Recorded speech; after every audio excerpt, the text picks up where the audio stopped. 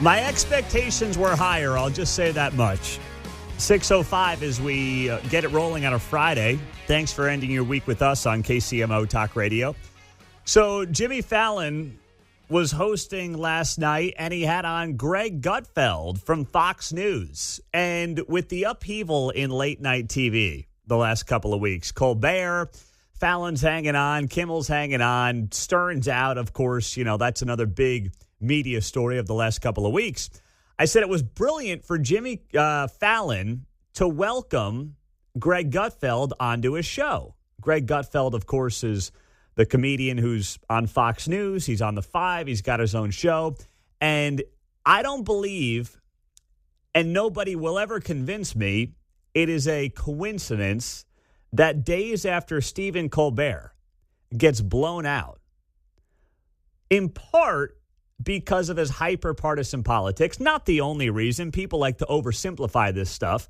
But in part because of his hyper-partisan politics, Jimmy Fallon, who never came across as a guy who wanted to be all that political, decides, I'm going to have on the Fox News star and just chop it up with him. It's not a coincidence. It's also very smart programming. I watched the segment. I admit. I didn't stay up last night. It's too late. I'm sorry. Like 10:30 for me. On Friday and Saturday, I'm mostly done by 10:30. I can't do it. But I wake up early. I watch the segment. And I'd give it a solid B-. It had potential. Jimmy Fallon did a good job in letting Greg Gutfeld be the star of the segment. I think that's what a good host does. Bring on a guest and make them the star. Don't try to prove you're the star. Your name is on the show. We get it. You're a star. Let your guest be a star. And Gutfeld did end up telling a pretty funny story about the first time he met Jimmy Fallon. And that was like the highlight. It was about 10 minutes, which goes fast. I thought that Gutfeld could have had better pacing on the segment than he did. But he told the story about the first time he met Jimmy Fallon at a dingy bar in New York City. This is hilarious. We've met before. Yes, you have no memory of it, which is understandable because we were wasted. Okay. But we have a mutual friend named Tracy. We won't get into it. He looks like a cross between a Viking and a larger Viking. I know Tracy. Yes. So he opens a bar. It's an illegal speakeasy in Hell's Kitchen. It was like the size of a shipping container. How many years ago? This is about 15 years, I think. And inside, it looks like a place where special ops forces waterboard terrorists. Oh, my God. It wasn't that bad. Dude. It was, actually. Dude, there was the bar. There was no bar. It was a cooler, like the kind you take to a beach. So we go in there, and there's a cooler. Dude, you're not making this up. I totally know what you're talking about. Yes. Yes, you remember this. I think I remember bringing beer into the bar and then him charging me for my own beer. That's Tracy. That is Tracy. He is very cheap, but if you want somebody dead, he'll do it. But so I walk into this bar, and I'm with my friend Andy. We just got off shooting something, and I walk in, and I'm looking around. I go, what the hell have I got it into? And then I see you, and you look at me, and you have your eyes just kind of explode, and you run towards me, and you tackle me like you're like a giant golden retriever. You're like on top of me, and so we're wrestling. And then you change, and you start wrestling my buddy Andy. And you're wrestling him, and you guys get on the ground. You guys are now on the ground wrestling. And so I pull out a cigarette, I light a cigarette, and I'm smoking it, and you stop, and you come over to me, and you grab it, and you crinkle it, and you go, these things will kill you, and you threw it.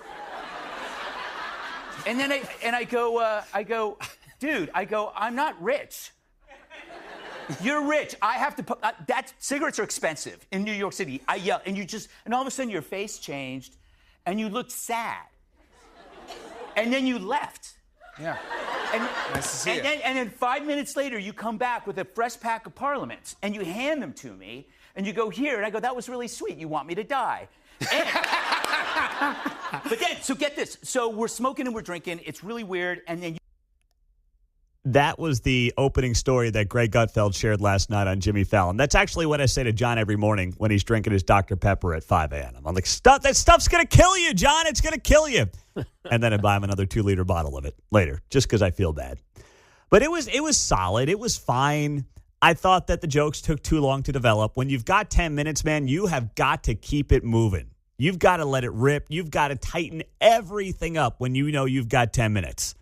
And there were times as I was watching last night, I'm like, these are two really funny guys. Jimmy Fallon gave him the stage. He let him have it. He wasn't trying to step on his jokes. He let the guest be the star. But there were times when it was like, all right, keep it moving. Let's go. We got to have some pacing here.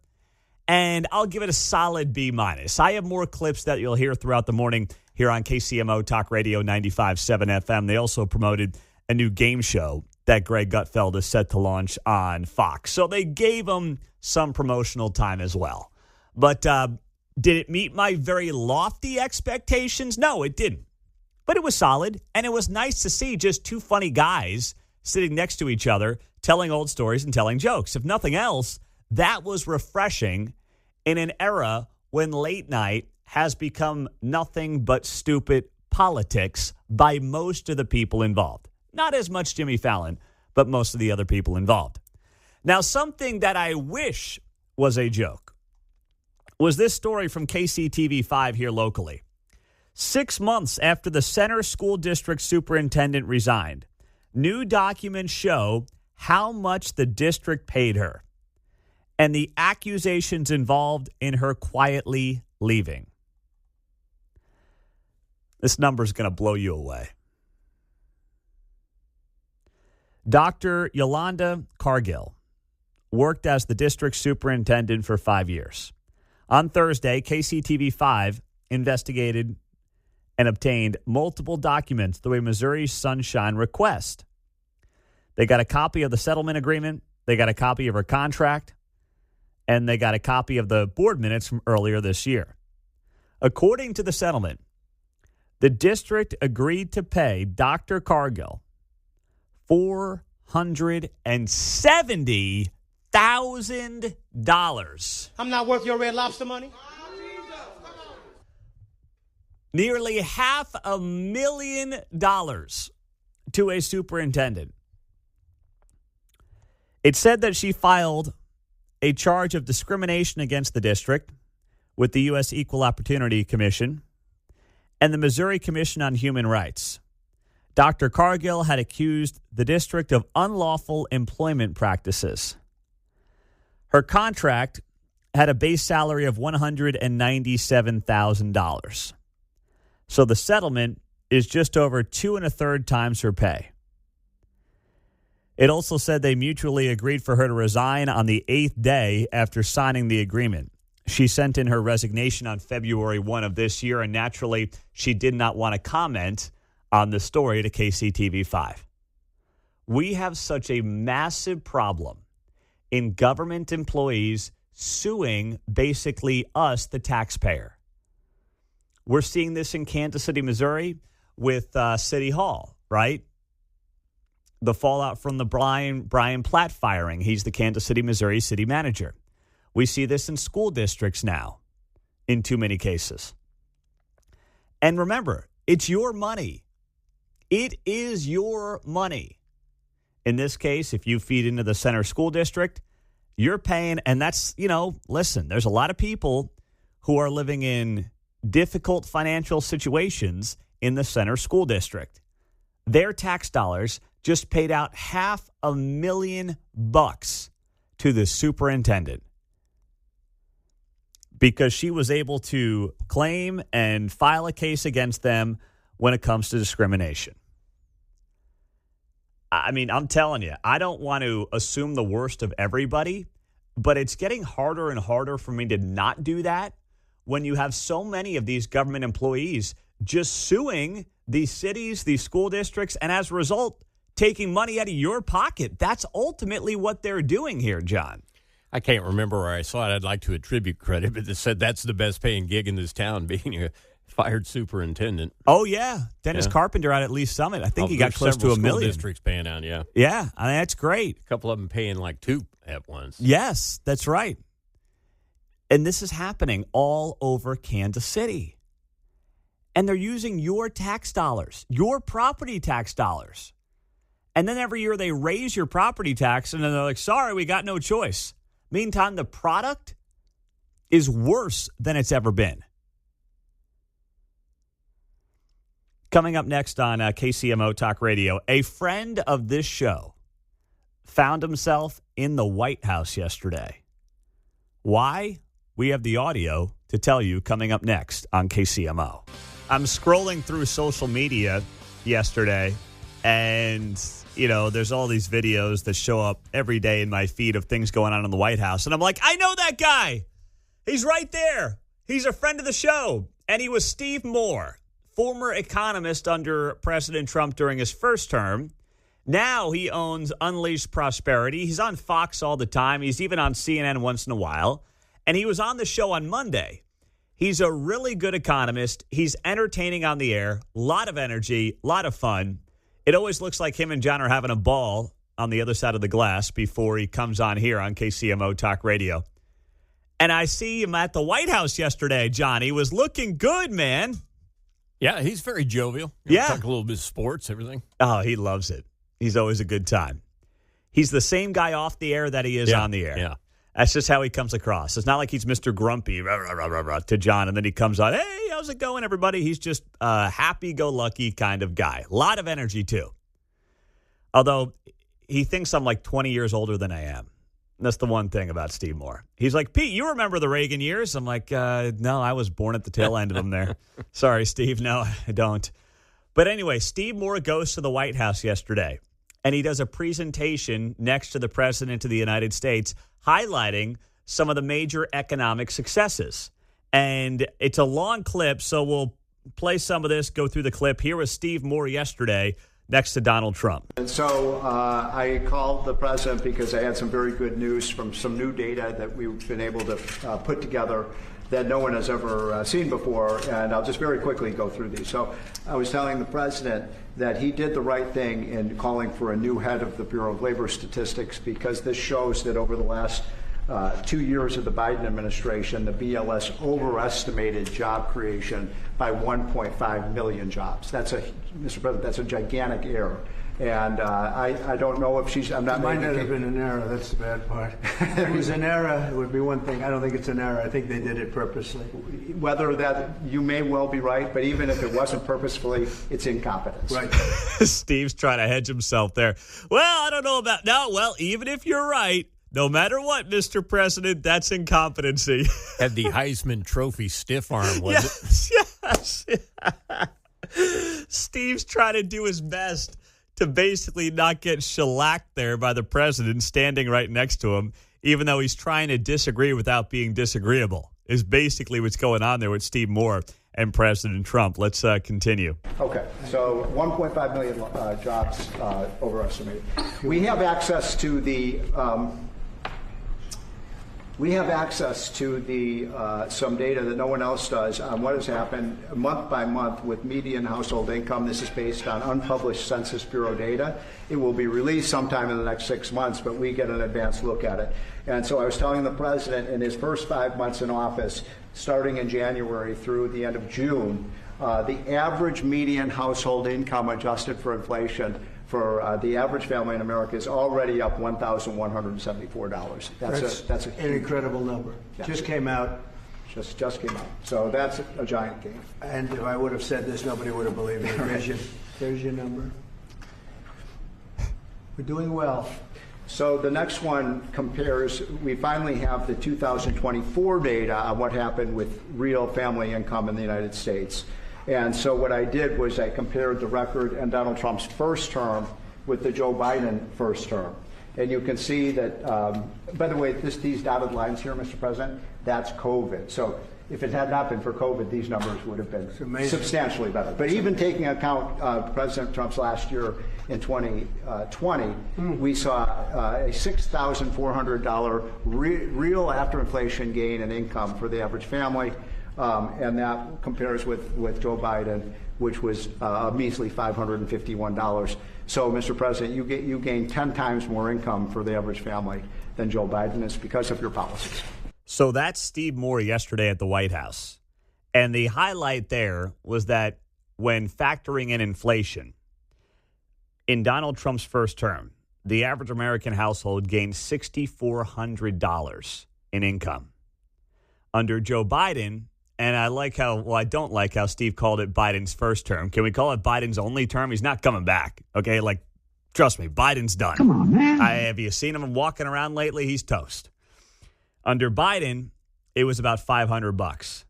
So that right there, when you compare Trump 1.0 to Biden 1.0, it's night and day in terms of real income for the American household. That's a big deal.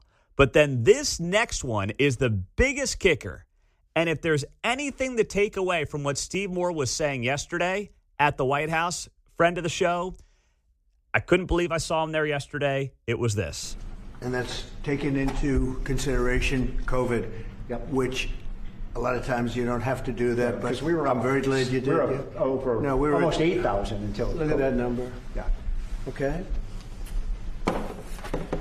So then we looked at which families did the best. And we have data from the Census Bureau that shows by income percentage. So the 25th percentile is the lowest income, 75th percentile is the highest income. And what I find fascinating about this, Mr. President, is every income group did better. The red is President Trump, the blue is President Biden. Every single income group did better under President Trump. But what's really amazing is look what happened under Biden. The lowest income group lost income under Biden. They were poor 4 years after Biden's presidency. No gain virtually whatsoever for the middle class. And the rich was the only group that did better under Biden, which is ironic because Biden keeps saying he was trying to get rid of income inequality. He made income inequality worse, not better. It was that right there. The only group that did better during Joe Biden's term in office were the rich. Under President Trump's economic policies, and I will share this video on X at Pete Mundo so you can see it there. The only group that did better under Joe Biden were the wealthiest, 25%. The bottom 75% did not do better when you factor in inflation, real dollars, and things like that. And then under Trump's policies, the lowest income folks, the bottom 25%, actually saw on a percentage basis the largest growth in their household income. That's what you want to have happen. That's how you close the wealth gap. We tried the print the money thing. We tried the get the government super involved, hire more government workers. We tried the big government. And the only people who actually benefited from it, the only people who actually did better under those progressive policies economically were the wealthiest. The data's smacking you in the face.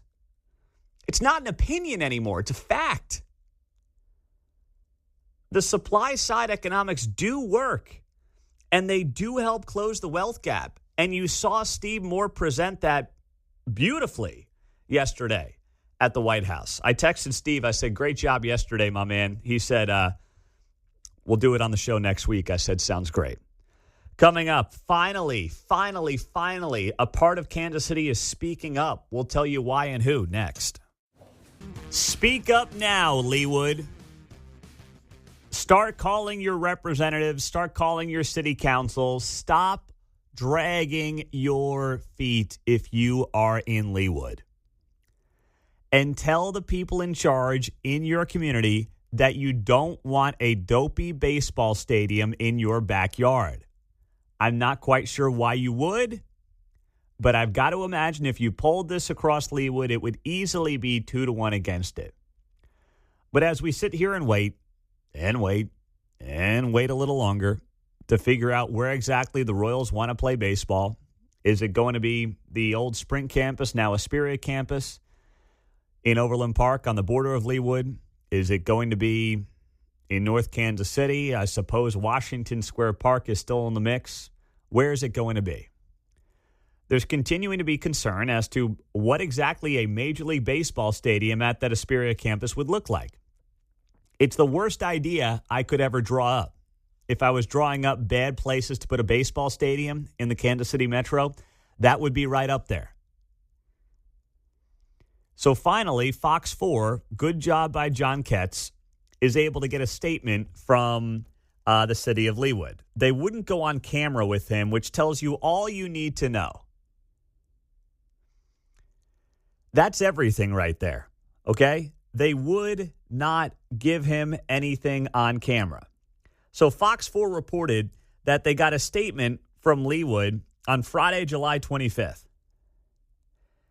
The reason that they haven't released anything is because nobody would come on camera to talk about it. It's embarrassing. And the statement here reads as follows. If a site in close proximity to Leawood is ultimately selected by the Royals, we look forward to engaging with the community on this opportunity. No, the time for that is now. No, that's not how this works, okay? If you are representing your community in Leawood and you're hearing from a lot of your community saying, we don't like this idea, you're there to represent the people. Now is your time to speak up. Now is your time to go out there and say something and be like, this is what we're hearing from our constituents. Not if the Royals pick the site, we look forward to engaging with the community. Then it's basically done. It's over at that point, right? Barring something unforeseen like a rejection by the Star Bond Committee, it's basically over and done with.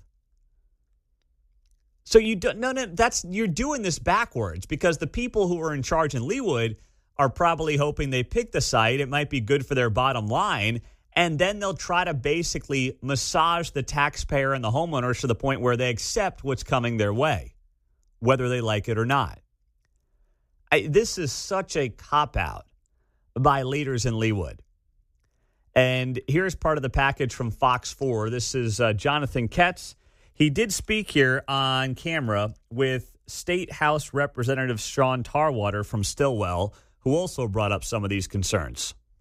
I think that they're hearing feedback from their constituents that of the concern of it being in the Leawood proximity. State House Rep Sean Tarwater says he thinks there's a traffic concern from people in this area. On Thursday, Tarwater added that nothing has been decided. There's going to have to be a lot of thought and effort put into infrastructure to alleviate the traffic issues. Currently, it's already congested as it is. You add another 20 or 30,000 people to the mix on a daily basis, on 81 games a year over the summer. You're gonna cause quite a mess. Okay, well, who wants to let Sean Tarwater know he's helping cause the mess? I like Sean Tarwater, representative, Republican out of Stillwell. But this guy has been one of the biggest simps for star bonds out there. And that's his prerogative. He thinks these things are God's gift to bonding. I don't believe that they are. Everyone's entitled to their opinion on that. But he's been a huge advocate and lobbyist of star bonds. And now we're potentially on the verge of a Major League Baseball team using these star bonds in a terrible part of the Kansas City Metro that will, I believe, screw over a premier part of the Kansas City Metro. And now it's like, well, I don't know if this is a good idea. We got traffic issues. We got ingress, egress, and I'm not sure the community's going to like this. Well, you know what? You play stupid games, you win stupid prizes. I'm not sure what else to tell you. You can't be a huge advocate and lobbyist for star bonds and then be like, wait, I don't know about this location. Yeah, I mean, the whole thing's a bad idea. It's been a bad idea from the start for Kansas to get involved in this game. And now it's like, be careful what you wish for. Here's more from Fox 4. The Royals wouldn't comment on our story on Thursday. Park Place is just northeast of 119th and Knoll in Leawood. Resident Teddy McIntosh told us he doesn't think that site across the street is a good idea for the Royals. And I know what the stadium's over there where they're at now. Everything around there is kind of a blighted area. That Adams Mark big hotel is just sitting vacant for I don't know how many years now. And is that what we want to do to our area? I don't think we do. Yeah, that's a good point from that resident there in Leawood. But, you know, he's speaking common sense. He's just a regular guy, so no one's going to listen to him. I mean, we will here on KCMO, but nobody in power will. And that's the sad part. You look at the situation now as we sit here, hopefully coming down the home stretch, and who really knows at this point what's going to happen? I have no idea. I don't. I mean, if I'm the Royals, I go to North Kansas City. They got the best location. They got a path to get a half-cent sales tax if they need it. You got a view of downtown. You have a downtown feel. That's the location to go. If they really need to leave the K because of concrete cancer and business models and everything else, you go to North Kansas City. Bing, bang, boom, it's all done. That's it. That's the place. Washington Square Park is too small. You can't build around it. Leawood, Overland Park has its own set of problems, and a field in Wyandotte County is not the answer for Major League Baseball. That's what you do if you're the Kansas City Royals, and you get this thing over with. But in the meantime, as we sit here still speculating what exactly the next move is going to be, residents are being left in the dark, and I find it just absolutely pathetic that the people who are supposed to represent the folks in places like Leawood and Overland Park are not doing anything on behalf of the people. They're not. Because I believe deep down they're totally fine with the idea of a baseball stadium ending up there because it will boost their sales tax revenues. That's what they're looking for. That's what they want more of. It's not about what's in the best interests of homeowners. It's not about what's in the best interests of, longtime residents who want to live in these places to have a good, quiet life, send their kids to a good school, have a reasonable commute to their jobs, and then move on. It's not about maintaining that for too many of these people. It's simply about making sure that they figure out how to best grow their bottom lines. 913-408-7957. That is our studio line and our text line on KCMO. Let's go to Lenexa. That's where Travis is. Good morning, Travis. What's going on? Hey, Pete. So you're talking about these city councils, and I'll just be blunt with it. They're more interested in having their faces seen, laying claim to big projects like this, like a random stadium in their neighborhoods. Those promote homelessness. If most of them probably haven't even been to a ballpark that are in urban built-up areas to even see what they look like. Hoffman Stadium is perfect right where it is. Low crime because it's inconvenient to have criminal action in that parking lot. It's an effort to get to the vehicles. It's an effort to get to the people. A ballpark in the middle of your neighborhood is just bad business. It's going to cause crime. It's going to cause looting, trash. I'm telling you, it's not a good idea. I know. They like ribbon cuttings. You're right about that, Travis. Thank you. They like their ribbon cuttings. There's no doubt about that. I totally agree with you. And what they like more than that, though, is growing government. And if you suddenly put a stadium 81 nights a year, you build ancillary mixed-use stuff around it, you tie it into the existing sales tax, some places like Park Place and that part of town, well, there will be a massive increase in tax revenues. There's no doubt about it. But what does it do to your public services, right? What does it do to you, all the things that you have to do to suddenly maintain that area if you're a city? Also, increase in law enforcement, police officers, first responders. There's a cost to all this as well that seemingly never gets factored into the equation because they're too busy just looking at the top line. On the text line, Pete, we'll take one down in Paola. We got lots of room down there. Hey, let's go down to the ballpark in Paola, boys. What'll that be, an hour and a half from Liberty on a good day? I like the idea, though. Hey, we've had some wacky ideas. Why not? Coming up, the 6 at 6, top 6 stories in the 6 a.m. hour you do not want to miss. Coming up on KCMO Talk Radio. If you're a parent in any Missouri school district, you have got to be doing cartwheels right now. Frankly, I don't know why you wouldn't. But, of course, the media figures out ways to talk to parents who are upset because I guess that makes for better TV and radio in general. People who are upset and disagreeing with, say, new laws or new rules, regulations, whatever it might be. So you've got students getting set to go back to school here in the next couple of weeks, right? I know my girls are going back on Wednesday of next week, which is just way too early. But, hey, I'm not the superintendent. I'm not running the school board. So I'll just say on this show, I think it's way too early. That being said, when students across Missouri go back to school, There will be a new statewide ban on personal electronic devices during school hours, and it will be enforced starting this year. It was a Senate bill that was signed into law by Governor Kehoe earlier this year, and it requires all public schools to adopt policies restricting the use of cell phones, smartwatches, tablets, and similar devices. This is fantastic. I would be curious if you're a parent or a grandparent and you're involved in picking up kids, dropping kids off, how you could possibly be against this and why you would be against this. We are seeing kids struggle more than ever before, at least in recent history, in the classroom. Test scores continue to dwindle, math and reading. Kids aren't paying attention. They want to go viral with their dopey TikToks. All that stuff is happening in the classroom. And I feel bad for teachers because there's only so much they can do, right? I think for the most part, teachers are trying their best. And it's hard enough when you've got a bunch of knucklehead 13, 14, 15-year-olds together, 20, 25, 30 of them in a classroom to try to get them to pay attention.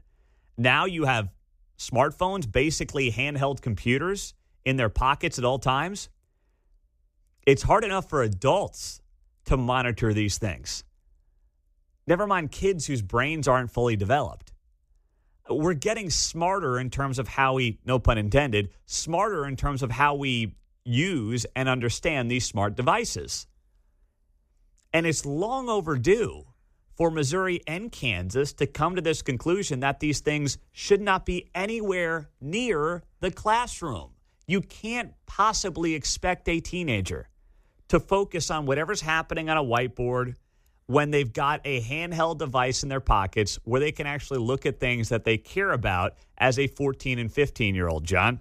Right. I mean, we didn't have them when I went to school, and my parents used to. Are you sure about that? Yeah, they had to light up a fire and do smoke signals. No, the parents always say, I need to get a hold of my kid. When I was in school, if my parents needed to get a hold of me at school, they could, right? They call the office. And they say, hey, I got to get little Johnny out of class today for whatever's going on personally. Or maybe you're there at the office, they hold you there, and we'll go down and get little Johnny. Yes, exactly. That's how it works. Right? That's how it was. Even, when I was in school, we did have flip phones. So that was, the start of the cell phone era. But even then, I mean, obviously it wasn't like having a computer in your pocket and there was no social media. But even then, if your parents needed to get you out of school, they showed up to the school. What a novel concept. Yeah. Well, and the other thing, too, then you have an emergency, and then everybody's on their phone and not following what goes on, when we need to do the lockdowns and those types of things. Exactly. You're right about that. So there's a couple of quotes here in this piece from Channel 41 that stood out to me, and I'm looking at these, and I'm saying to myself, okay, I know that people have a very warped view, and I don't mean that negatively, but when it comes to like tragedies happening at schools, people understandably, because it makes a lot of headlines, freak out, right? That's what happens. But the reality is you're not going to live your life, and you should not live your life in a way where you're sitting there worried about something that has about a 1 in 5 million chance of happening. If you look up the chances of being killed by a school shooter, it's about 1 in 5 million, according to a study done by Northeastern University. And there were parents in this Channel 41 piece who were like, with the way these schools are these days, I've got to have my kid with their phone on them at all times because you never know what's going to happen in today's world. You can't live your life worried about things that have a 1 in 5 million chance of happening. It doesn't mean you're not smart. Doesn't mean you're not vigilant. Doesn't mean you don't have preparation. And, those are all things that schools obviously need to consider for safety. Those are obviously things that, sadly, parents need to talk about with their kids. But you don't change policy, especially when the cell phone policy is more or less going to be irrelevant when it comes to stopping some kind of tragedy like that. It's not like some kid having a phone is going to be the difference maker in all this. The schools have to be the ones as the adults who are fully prepared for, God forbid, the worst of the worst. But you don't say, hey, we've got to have a cell phone policy that basically allows everybody to run these phones around unchecked because of something that has a 1 in 5 million, God forbid, chance of happening. You just can't run policy that way, especially when there will be safeguards in place. 913-408-7957. That's our text line and our studio line here on KCMO Talk Radio. Pete, they can take my kid's phone away when they put live stream cameras in every classroom so I can monitor what the teacher is exposing my child to. Totally disagree. Totally disagree. If you are that concerned about, one, your kid not being straight with you and telling you what's going on, and two, the teacher in the classroom doing that much, that you would indoctrinating. Doing that much indoctrinating, take the kid out of the classroom, okay? If you have that much mistrust in your own child and the school and the teacher themselves, that's on you. Get the kid out. No way do you get to sit there and say, we've got to have cell phones running rampant. Because, by the way, what is if you don't trust your kid to come home and tell you something that's going on in the classroom, well, what, your kid's going to suddenly magically record what the teacher is saying in the classroom? I was going to ask about that. It seems to be a false equivalency. I don't draw the parallel between the camera and having a phone on you unless the kid's live streaming school for him all day. Exactly. So if you don't trust your kid to come home and tell you what's going on, then why would you trust them to record some conversation in the classroom where the teacher's indoctrinating them? That doesn't make any sense to me. Pete, this would be interesting to hear how you feel when your girls are older. Well, once again, I will put trust in my children because you know and I know as kids get older, if they want to hide things from you, they're going to do it, right? I mean, that's just how kids are. And if you're that eagle-eyed, right? If I've got like a job, I can't sit there and watch a live stream of a 4th grade math class to find out if they're learning about, toys that are getting thrown on WNBA courts. I can't do that.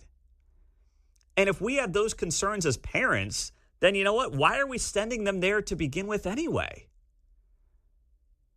Mike Kehoe's not signing this bill so that teachers can then indoctrinate kids without phones being in the classroom. When's the last time I had a story where a parent came to me and said, look at what my kid caught on camera in the classroom? I haven't had that. And trust me, there's thousands of parents who would come to me if they had those videos in Kansas City. Maybe I've had one in 8 years, but I can't think of the last one we had on this show like that. So if that stuff was going on, if we had suddenly students who were like student journalists who were outing teachers as basically indoctrinators, I'm pretty confident I'd know about it. And at least no one's come to me, and they're not coming to me. Where else are they going? 7:14 on a Friday. It's great to have you here on KCMO Talk Radio 95.7 FM. Harrison Butker is under attack by the Kansas City Star. We'll tell you why at the bottom of the hour. We also have in a half hour your final chance on this show to win tickets to see Alabama and Pat Green at Thunder Ridge Nature Arena coming up in a couple of weeks down in the Ozarks. So 2 more chances today, 7:45, and then with Keatsman at 10:45. But next, did you hear this rumor, this story about who wants to run for president in 2028? Some of you may like this person, but I can't think of a worse idea. We'll tell you who it is coming up next. Steve Bannon, tell me this is some kind of sick, 5 months late April Fool's joke. What? Steve Bannon is secretly plotting a sensational run for president in 2028, and he's already knifing his likely rival, saying about J.D. Vance, I created him. Steve Bannon looks like he ate J.D. Vance. But I don't think he created him. Man, this is going to get wacky. I know it's a ways away, but this is so bizarre. I just had to bring it up with you. The Daily Mail reports here, the campaign would divide the MAGA movement that Bannon helped build by setting up a Herculean battle with Vice President J.D. Vance, who is all but certain to launch his own 2028 candidacy potentially with President Trump's blessing. A Bannon-Vance primary would trigger an explosive civil war within Trump's populist movement, pitting its original architect against its institutional next-generation power player. There you go. Oh, man, you know what? I love the verbs and adverbs in that. If the Democrats figured out a way to nominate somebody who wasn't nuts, I might, for the first time in my adult life, vote for that person over Steve Bannon. I just might do it. I know some of you are going to say that's nuts, but I just might consider it if Steve Bannon somehow ended up the nominee of the Republican Party in 2028. Holy smokes. And what a bloodbath that would be for the GOP at large. Man, I can't think of a worse idea. I literally can't. You got a stud up-and-comer who's 40 years old in J.D. Vance, and Steve Bannon thinks he's going to be the guy to intercept that, claiming he made J.D. Vance? Are you kidding? What an insult to J.D. Vance that is, too. Mm-hmm. Hey, the guy picked himself up by his bootstraps. I think there's a book about it. Yeah, exactly. Right. If you haven't read it, please, or at least watch the movie. You do the Cliff Notes and watch the movie. Exactly. Yeah. I think the book's better than the movie, but either way, you get the point. Hillbilly Elegy. J.D. Vance, a guy who grew up in extreme poverty in middle America, served the country, goes to an Ivy League college, and writes a all-time bestseller, works in banking for a while, and then gets into the political arena and is the vice president by 40 years old. And Steve Bannon saying, I created him? What an insult that is to every hardworking young man and young woman who has dug themselves out of some type of impoverished setting in middle America to make something of themselves. Steve Bannon is insulting every one of those people. The people that he claims he is always fighting on behalf of are the ones that he is vehemently insulting with a statement like that about J.D. Vance. I created him. Sources close to Bannon, write the Daily Mail, and Trump have told them that the 71-year-old war room host has begun soliciting political advice. One source in Steve Bannon's inner circle told the Daily Mail that the former strategist has privately ridiculed the prospect of Vance at the top of the ticket. Bannon saying to his sources, love him, but Vance is not tough enough to run in 2028. No, I'm pretty sure he's plenty tough. Once again, read the book. Yeah. Okay. He survived Grandma. Yeah. Mama. He can deal with it. He'll be just fine. Okay. Is he Trump? No. But nobody is. Like, Trump spent decades dealing with the biggest thugs in New York City real estate, right? I mean, you're talking about union thugs. You're talking about mafia thugs. I mean, Trump dealt with all those guys. But he is a unique figure in American politics, one of which we may never see again in our lifetimes. So is J.D. Vance tough enough is the question. Not is he as tough as Trump. Because Steve Bannon is a guy who spent most of his life as a hedge fund guy. I mean, I don't know. You tell me who's had the tougher path. Steve Bannon or J.D. Vance? I don't think it's all that close. This is not even up for debate. And frankly, I think the only demographic that would even consider Steve Bannon over J.D. Vance are those who are his peers, the 70-plus crowd. That's it. Nobody in their right mind under 60 would say, Steve Bannon, J.D. Vance, I don't know. Let's go with Steve. No one would. No, goodness, no. You can push it to 65 because I'm here to represent. Okay, good. No interest whatsoever. Okay, all right. So the 65-plus may have interest in Bannon. Yeah, they may be up there. Because they're, contemporaries. But under 65, forget it. Not a chance. But maybe Steve will do it. I mean, might crash and burn. Who knows? We'll have to see how it plays out. In the meantime, as the Chiefs get set to play the first preseason game tomorrow, Harrison Butker finds himself under attack once again. And it's something I was tipped off to. I didn't pay it any attention. and a local media outlet ran with the story because, of course. We'll get you the details coming up next.